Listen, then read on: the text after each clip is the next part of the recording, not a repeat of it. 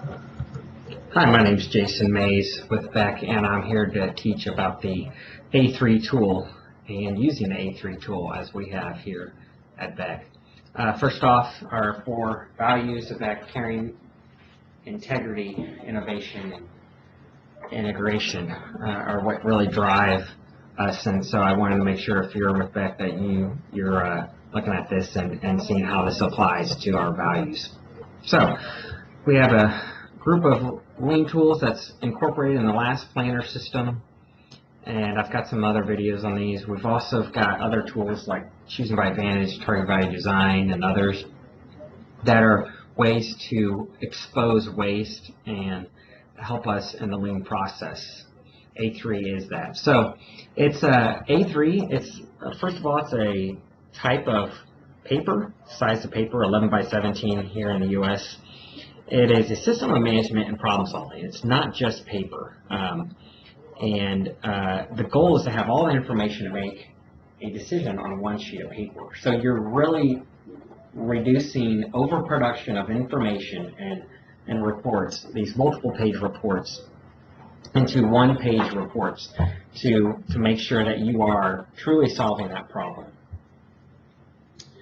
And there's also data in the reports that's overproduction. So it also is like a storyboard, tells the story of the problem and the journey in finding the solution.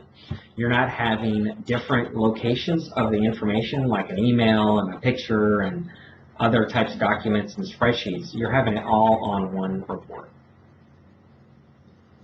So questions I have for people when I teach this is how do you currently solve problems in your workflow?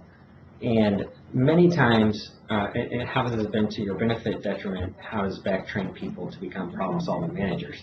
This is a tool to train up-and-coming managers how to become project managers, how to become managers, so that you're engaging the team. And as we get into this, we'll show you more of what we do in the A3 process.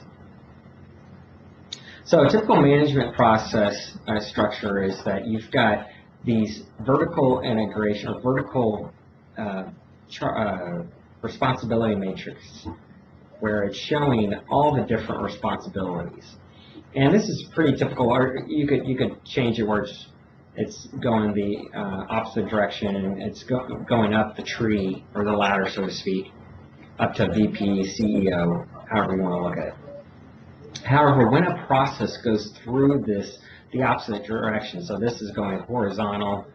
If you got a vertical integration, it's going vertically. However you want to look at it. When you've got a process that you have going through it this way, there's weak horizontal structure to the process. There's confusion.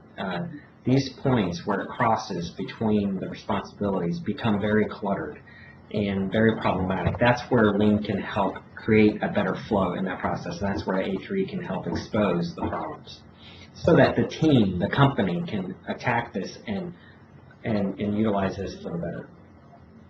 So what we've got is a template here. And we've got the problem. You state the problem up there. And it could be a problem, a process, whatever you want to use up there. But the issue is stated up there. And a lot of times I start with a number, and you'll see this in examples, but I give it a 2.1 or 2.2, whatever, or 3.1, so that you can keep track. Once you revise multiple times, you can keep track of what revision it is. The background, why we are investigating this, the story starts here. This is why we're spending the time to do this. Current condition, this is the backup information of the actual conditions. So this may be larger. And we'll get into the format, but this is just a starting off format we use. But you can have charts, graphs, polls.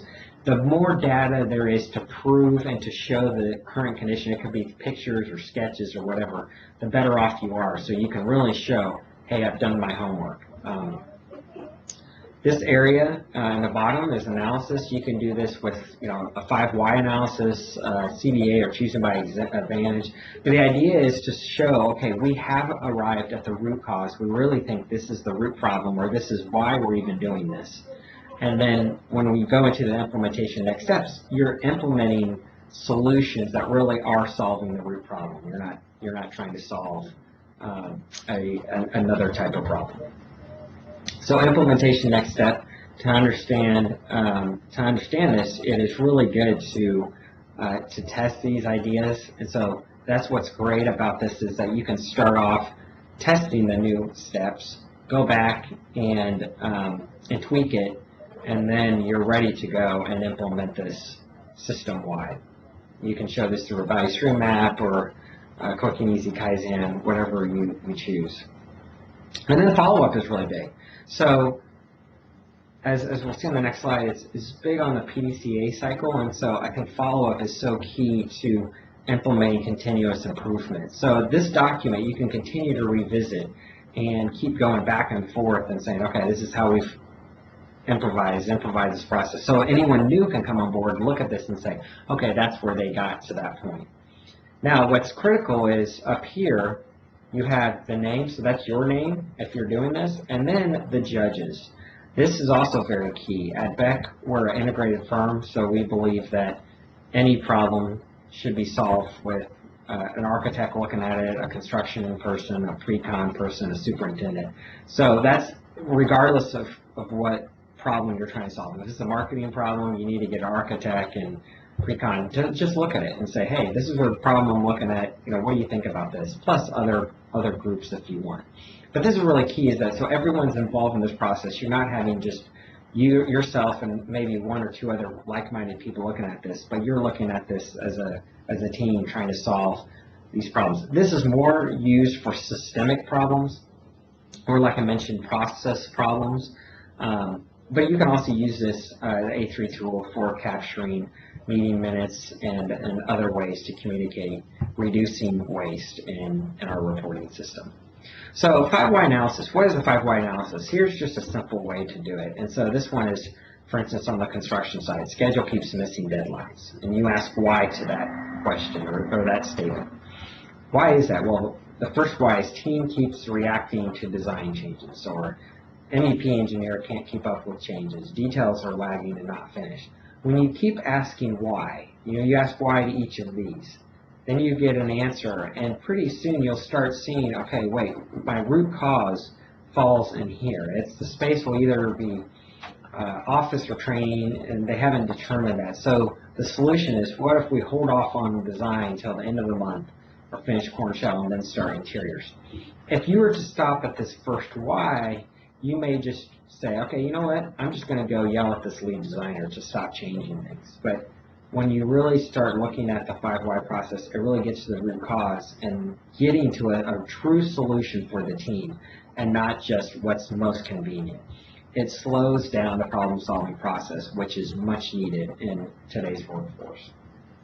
Here's another one. Closing and ceilings are behind schedule. So when we go through the 5 why process, we realize that this is the first time this team's using this lighting control system with these light fixtures. So there's something that we could add into our process improvement of standardizing our flow, saying, okay, you know what, this is something I'm going to do in my next job. I'm going to put it into my inspection manual, so that when I go to that checklist, I'll see, hey, have I tested to see if these lighting controls have been used with this light fixture before, to flush this problem out even earlier than it is on this project. Once again, getting to the root cause and a solution that really does fix the problem. So what you do is, on this side, you're really planning. You're looking at the current condition. You're looking at the data analysis, if you have any, the pictures or whatever it is. And down here, this analysis. And you're really starting to spend a lot of time to make sure, okay, we are ready to start solving this problem. And then over here, it's the do, check, act. And that's the PDCA cycle. And that's what's so important with the A3 document, is not only planning and trying to really spend that time to solve that problem, but then to go and implement a solution, and then to have the boldness to check it and act on it. And that's where a lot of innovations fail, and this is something that really helps us in that process. So here's some A3 examples, sale framing options, where it's a different format. We've got this one here for meeting minutes. It's something that is very much a part of everything we can do here.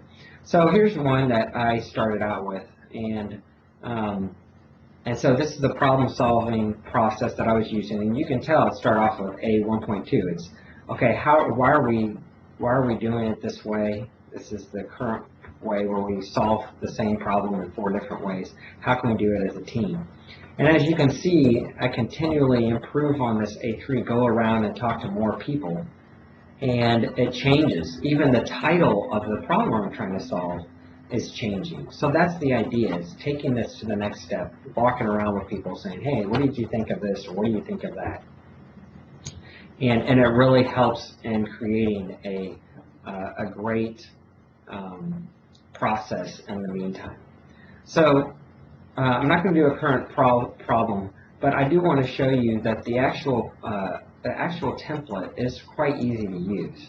And so here I can just take these, and I do it in PowerPoint, and you can just stretch it like this. If you need to have more in the current condition, and maybe your implementation next step is pretty small, you can move things around. You can add text boxes here, whatever you want to do, and color it in different colors. Pick your color of choice, and do all kinds of flow charts or value stream maps in that. There's an incredible amount of ways that you can change this format to really adhere to the problem that you're trying to solve. But the idea is to really focus the team on this one sheet of paper to make the decision, and to really work on making this decision, implementing this decision, and then follow up with that and say, okay, was this the right decision? If not, how do we go back and change this process, making a difference in your current workflow process? So this is the A3 process.